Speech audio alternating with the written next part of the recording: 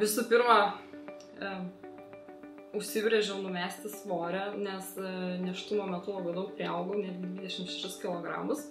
Ir kai tik jau galėjau pradėti mest, kai nebemaitinau lėliuko, tai pradėjau ieškoti informacijos internete, tiesiog, nuo ko pradėti. Tai visų pirma susitvarkiau mitybą, išmečiau daug produktų iš savo kasdieninės mitybos ir tiesiog Facebook'e užmačiau KiloLT puslapį, pasižiūrėjau ten žmonių sukeltais rezultatais ir tiesiog visų puslapyje parašiau, kad noriu išbandyti KiloLT.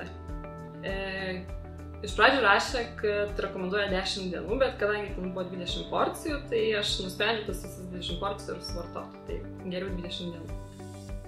Kilo kokteiliu esu patenkinta, rezultatais taip pat, nes kadangi numečiau 4 kg ir tai šiuo metu su mano svoriu yra labai gerai. Džiaugiuosi pasiektais rezultatais su šiuo kokteiliu.